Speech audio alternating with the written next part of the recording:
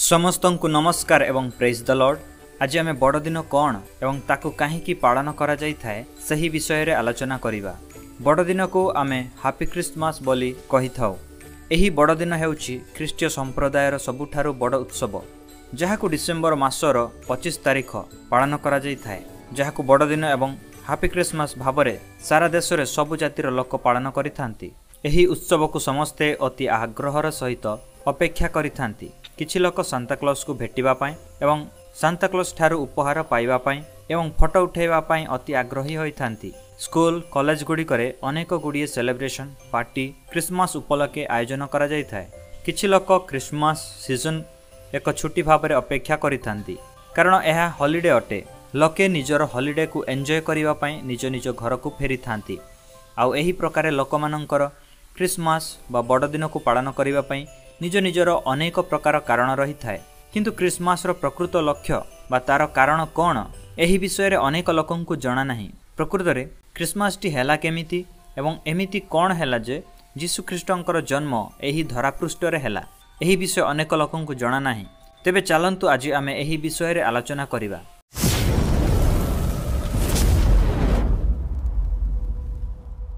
पवित्र बाइबल कहे कि जेतेबेले परमेश्वर आदम एवं हवा को सृष्टि कले सेतेबेले से सेमानंकु एदन नामक एक बगीचारे रखिले एवं सेमानंकु आदेश देई कहिथिले कि सेमाने एदन उद्यानर समस्त वृक्षरु फल खाई पारिबे, मात्र भलमंद ज्ञानदायक वृक्षर फल को केबे खाइबे नाही, कारण जेउ दिन सेमाने सेही फल को खाइबे से दिन सेमाने निश्चित मरिबे। पवित्र बाइबल कहे जेतेबेले आदम एवं हवा परमेश्वरंकर आज्ञा को उल्लंघन करी पाप कले, आदि पुस्तक 3 अध्याय 7 पदरे लेखा जाए, सेथिरे सेमानंकर चक्षु प्रसन्न हुअन्ते सेमाने निज उल्लंघतार बोध पाई डिमिरी वृक्षर पत्र सी घागरा बनाइले, अर्थात सेमाने निजर उल्लंघता को लुचाइबा पाई गछर पत्र को सी पिंधिले।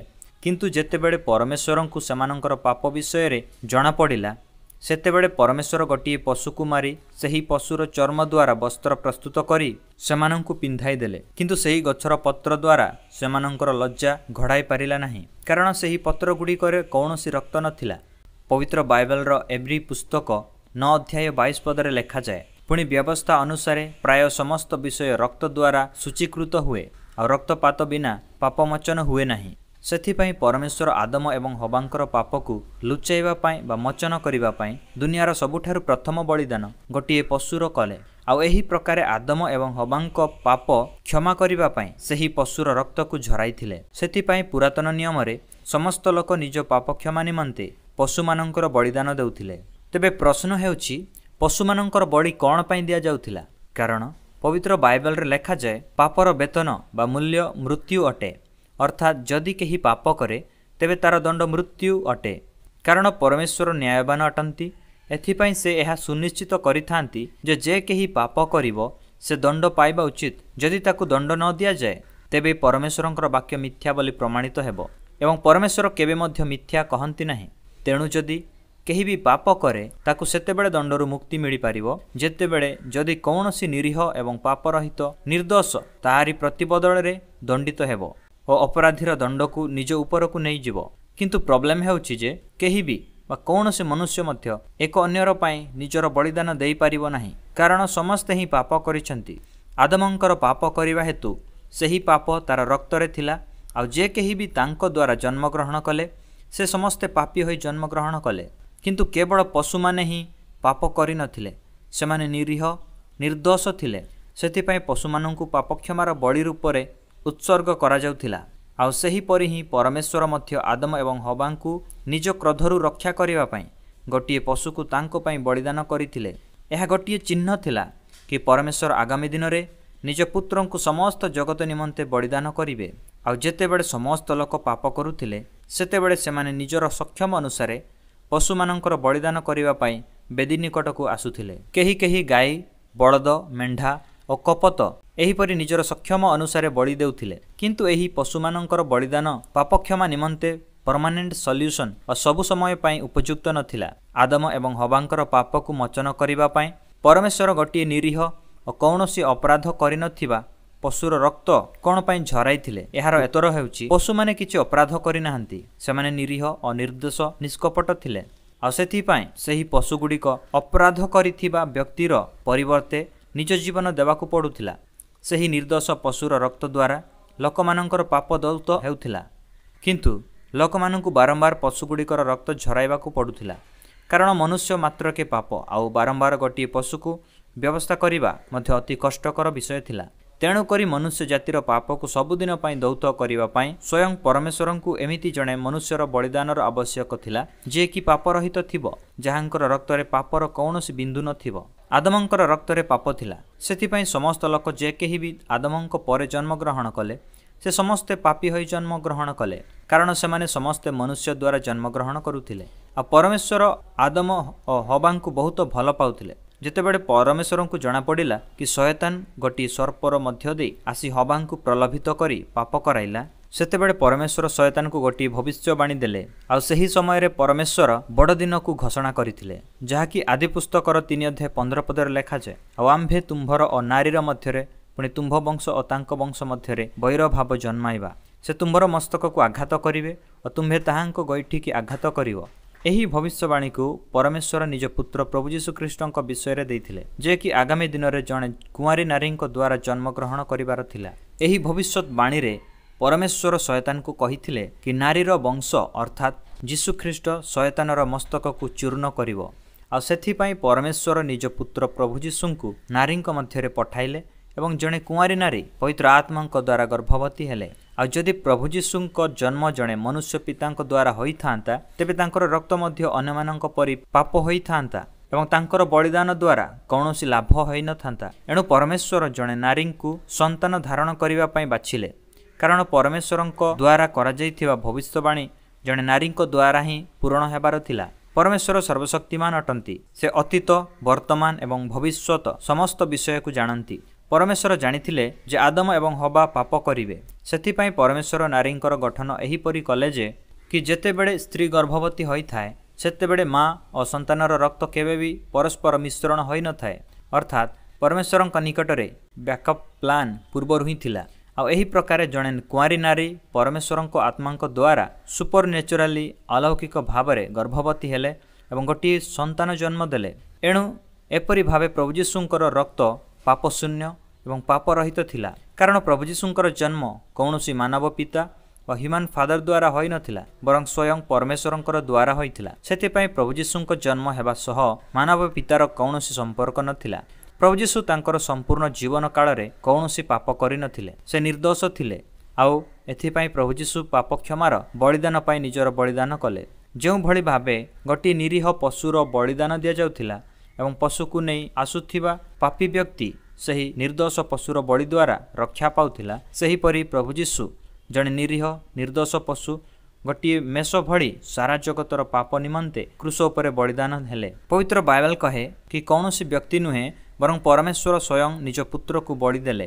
ପରମେଶ୍ୱର ଆମକୁ ଏଡ଼େ ପ୍ରେମ କଲେ ଯେ ସେ ଆମର ପାପମୋଚନ କରିବା ପାଇଁ ନିଜ ପୁତ୍ରକୁ ବଳିଦାନ କଲେ। ଯିଶାୟା 53 ତାର 4-5 ପଦରେ ଲେଖାଯାଏ, ନିଶ୍ଚୟ ସେ ଆମ୍ଭମାନଙ୍କର ଯାତନା ସବୁ ଧାରଣ କରିଅଛନ୍ତି ଓ ଆମ୍ଭମାନଙ୍କର ବ୍ୟଥା ସବୁ ବହି ଅଛନ୍ତି।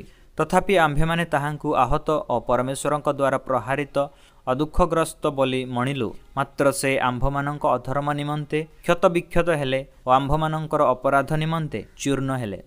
ପରମେଶ୍ୱର ଅତି ପବିତ୍ର ଅଟନ୍ତି, ତେଣୁ ଯେଉଁଠାରେ ପାପ ଥାଏ ସେଠାରେ ସେ କେବେ ରୁହନ୍ତି ନାହିଁ। ଯେତେବେଳେ ଆଦମ ଏବଂ ହବା ପାପ କଲେ, ସେତେବେଳେ ପରମେଶ୍ୱରଙ୍କର ଆତ୍ମା ସେମାନଙ୍କ ଠାରୁ ଚାଲିଗଲେ, ଆଉ ତାପରେ ପୁଣି କେବେ ତାଙ୍କ ମଧ୍ୟକୁ ଫେରି ଆସିପାରିଲେ ନାହିଁ। କାହିଁକି? କାରଣ ସେମାନଙ୍କ ଶରୀରରେ ପାପ ଥିଲା। ଆଉ ଯେତେବେଳେ ପ୍ରଭୁ ଯୀଶୁ କ୍ରୁଶ ଉପରେ ଥିଲେ, ସେତେବେଳେ ସାରା ଜଗତର ପାପ ତାଙ୍କ ଶରୀର ଉପରେ ଢାଳି ଦିଆଗଲା।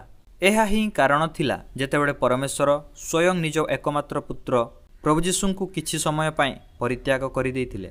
କାରଣ ସେହି ସମୟରେ କ୍ରୁଶ ଉପରେ ପ୍ରଭୁ ଯୀଶୁ କେବଳ ପାପୀ ନଥିଲେ, ମାତ୍ର ପାପୀ ହୋଇସାରିଥିଲେ। ସେଥିପାଇଁ ପ୍ରଭୁ ଯୀଶୁ ଚିତ୍କାର କରି କହିଲେ କି ହେ ମୋହର ପରମେଶ୍ୱର, ହେ ମୋହର ପରମେଶ୍ୱର, ତୁମ୍ଭେ ମୋତେ କାହିଁକି ପରିତ୍ୟାଗ କଲ? ପରମେଶ୍ୱର କାହା ସହିତ ମଧ୍ୟ ପକ୍ଷପାତ ବା ପାର୍ସିଆଲିଟି କରନ୍ତି ନାହିଁ। ପରମେଶ୍ୱର ନିଜର କ୍ୟାରେକ୍ଟରରେ ଅତି ଦୃଢ଼ ଅଟନ୍ତି। ଯେମିତିକି ଯେତେବେଳେ କ୍ରୁଶ ଉପରେ ପାପ ନିଜ ପୁତ୍ର ପ୍ରଭୁ ଯୀଶୁଙ୍କ ଠାରେ ଥିଲା, ସେତେବେଳେ ସେ ନିଜ ପୁତ୍ରକୁ ସୁଦ୍ଧା ପରିତ୍ୟାଗ କରିଦେଲେ। କିନ୍ତୁ ପ୍ରଭୁ ଯୀଶୁ କୌଣସି ସାଧାରଣ ମନୁଷ୍ୟ ନଥିଲେ। ସେ ମନୁଷ୍ୟ ରୂପ ଶରୀରରେ ବା ମାନବ ଶରୀରରେ ସ୍ୱୟଂ ପରମେଶ୍ୱର ଥିଲେ। ଆଉ ସେଥିପାଇଁ ମରଣ ତାକୁ ଆଉ ବାନ୍ଧି ରଖିପାରିଲା ନାହିଁ। ଆଉ ସେ ମରିବାର 3 ଦିନ ପରେ ପୁଣି ପୁନର୍ଜୀବିତ ହେଲେ। ତାପରେ 40 ଦିନ ତାଙ୍କ ଶିଷ୍ୟମାନଙ୍କ ସହିତ ସମୟ ଅତିବାହିତ କରି ସ୍ୱ ଶରୀରରେ ସିଧାସଳଖ ସ୍ୱର୍ଗକୁ ଉଠିଲେ। ଆଉ ଆଜି ମଧ୍ୟ ପରମେଶ୍ୱର ଆମରି ନିମନ୍ତେ ମାନବ ଶରୀରରେ ହିଁ ଅଛନ୍ତି ଏବଂ ସେ ସ୍ୱର୍ଗରେ ହିଁ ଅଛନ୍ତି। ପିତା ପରମେଶ୍ୱରଙ୍କର ଦକ୍ଷିଣ ହସ୍ତରେ ବିରାଜମାନ ଅଟନ୍ତି। ପଶୁମାନଙ୍କର ବଳିଦାନ ଆମକୁ କେବଳ କିଛି କ୍ଷଣ ପାଇଁ ହିଁ ପରମେଶ୍ୱରଙ୍କର କ୍ରୋଧରୁ ବଞ୍ଚାଇଥାଏ, କିନ୍ତୁ ପ୍ରଭୁ ଯୀଶୁଙ୍କର ବଳିଦାନ ହେବା ପରେ ବର୍ତ୍ତମାନ ଆମକୁ ଆଉ ପଶୁମାନଙ୍କର ବଳିଦାନ ଦେବାର ଆବଶ୍ୟକ ନାହିଁ, କାରଣ ପ୍ରଭୁ ଯୀଶୁ କ୍ରୁଶ ଉପରେ ଏକାବେଳକୁ ଏବଂ ସବୁଦିନ ପାଇଁ ସମସ୍ତ ଜଗତର ପାପ କ୍ଷମା କରିବା ପାଇଁ ବଳିଦାନ ହେଲେ। ଯୀଶୁ ଖ୍ରୀଷ୍ଟ ଏହି ଜଗତକୁ ନିଜର ବଳିଦାନ ଦେବା ପାଇଁ ହିଁ ଆସିଥିଲେ। ଆଉ ସେଥିପାଇଁ ଆମେ ଖ୍ରୀଷ୍ଟମାସକୁ ପାଳନ କରିଥାନ୍ତି କି ପରମେଶ୍ୱର ଆମରି ପାଇଁ ମନୁଷ୍ୟ ରୂପ ଧାରଣ କଲେ ଏବଂ ଆମକୁ ଉଦ୍ଧାର କରିବା ପାଇଁ ନିଜକୁ ଉତ୍ସର୍ଗ କଲେ। ଯଦି ଆପଣ ଯୀଶୁ ଖ୍ରୀଷ୍ଟଙ୍କୁ ଜାଣନ୍ତି ନାହିଁ, ତେବେ ମୁଁ ଆପଣଙ୍କୁ କହିବାକୁ ଚାହୁଁଛି कि प्रभु जीशुଙ୍କର जन्म ग्रहण करिवार 1000 वर्ष पूर्वे अनेक भविष्यवाणी जीशुख्रीष्टଙ୍କ जीवन विषय लिखिथिले, जेमिति कि जड़े कुआरी नारी गर्भवती हेबो एवं गोटे पुत्र जन्म देव एवं से लोकमानंक निमंते कौन करिवे एवं तार जीवन केमिति हेबो, केमिति से आम पाई दंड भोग करिवो और क्रूस उपरे टंगाई दिया जीवो एवं मरिबार 3 दिन परे पुनर्जीवित हेबो। ए समस्त विषय पूर्वर भविष्यवाणी करा जायथिला। इतिहास को जदि खोलिकी देखिबे तेबे एमिति केबे भी होई नाही कि कहारी भी जन्म हेबा पूर्वरु सही व्यक्ति विषय रे शह शह वर्ष पूर्वरु प्रफेट बा भविष्य वक्ता मानक द्वारा लेखा जाय नाही। आज जो माने निजकु बड़ बोली भावंती एवं निज पछरे लोकमानंकु नै बुलंती, ना तो सेमानंकर कौनसी जन्म विषय रे केही भविष्यवाणी करिसंती, ना तो सेमाने लोकमानंक पई मरिछंती, ना तो सेमाने मृतमानंक मध्यरु केबे उठिछंती। जदि आपण आज भी इस्राएल को जिबे तेबे सेठारे जीशुख्रीष्टंकर समाधि को शून्य देखिबे। पवित्र बाइबल रे गोटे पुस्तक अछि जार नाम जिसाय, जहाको जीशुख्रीष्टंक जन्म हेबार 700 वर्ष पूर्वे लेखा जायथिला। जिसाय पुस्तक तार 7 अध्याय 14 पद रे लेखा जाय, एहेतु प्रभु आपे तुम्भमानंकु एक चिन्ह देबे, देख एक कन्या गर्भवती होई एक पुत्र प्रसव करिवो और ताहार नाम इम्मानुएल रखिवो। इम्मानुएल रो अर्थ प्रभु आम्भमानंक संगरे, गॉड विथ अस। यह तो तिला गोटी भविष्यवाणी, किंतु एपरी बहुत सारा भविष्यवाणी अच्छी जहाँ जदि मु गोटी गोटी करी कहिबाकु लागिबी तेबे एही भिडियोटी अति लंबा हो जिवो। तेबे मोर प्रिय बंधुगण, बाइबल ही एमिति एक पुस्तक जेउथिरे भविष्य विषय रे लेखा जाइछि, जहाँकि भविष्यत रे कोन घटिबाकु जाउछि एवं लोकमानंकर समाप्त केमिति हेबो। एही गूगल पे, cashless society, one world religion विषय रे, महामारी, भूमिकंप एपरी जहाँ किछि भी एही जगत रे घटुछि समस्त विषय पवित्र बाइबल रे पूर्वरु ही लेखा जाय सारिछि। जीशुख्रीष्टंक जन्म विषय रे, तांका मृत्यु और पुनरुत्थान विषय रे बाइबल रे पूर्वरु ही से सब गुडी को लेखा जायथिला। आ वास्तव रे मध्य से परि ही हैला। तांकर पुनरुत्थानर 40 दिन परे जीशुख्रीष्ट स्व शरीर रे स्वर्ग को उठिले एवं वर्तमान से पुणी थरे द्वितीय आगमन करिवे आ से समस्त जगतर न्याय विचार करिवे। आउ एही विषय रे मध्य बाइबल रे पूर्वरु लेखा जाय सारिछि। आमे क्रिसमस को एथिपाई पालन करूछंती कारण परमेश्वर जे कि आत्मा अटंती से निज स्वर्ग छाड़ी आम पई एही धरापृष्ठ को आसिले एवं आम परि जणे मनुष्य होई जीथिले। बाइबल कहे कि प्रभु यीशु ख्रीष्टंकु भोक लागुथिला, तांकु शोष मध्य लागुथिला, से शारीरिक भावे थकी जाउथिले, से मध्य कांदिथिले। से समस्त इमोशनल फीलिंग्स को जहाँ आमे अनुभव करिथांती सब सुख दुख से समस्त प्रभु यीशु मध्य अनुभव करिथिले। आउ आज आमे जदि दुखी अटु किंबा कौनसी परिस्थिति रे अछु तेबे परमेश्वर ताहा जानि पारुछंती एवं अनुभव करि पारुछंती कि आमे केमिति अनुभव करूछंती। तेबे आसंतु क्रिसमस रो एही शुभ दिन रे प्रभु यीशु ख्रीष्टंकु निज हृदय रे स्थान देउ एवं तांकु निज उद्धारकर्ता और निजर प्रभु भावरे ग्रहण करू, कारण परमेश्वर मनुष्य रूप धारण कले आपण एवं मोरी पाए। आशा करुछि आपण ए वीडियो द्वारा क्रिसमस रो विषय को बुझी पारिचंती। जदि वीडियोटी भल लागि थाए तेबे लाइक कमेंट दियंतु एवं शेयर करंतु, जेपरि अन्य माने मध्य ए क्रिसमस रो महत्व विषय को बुझी पारिबे, जानि पारिबे।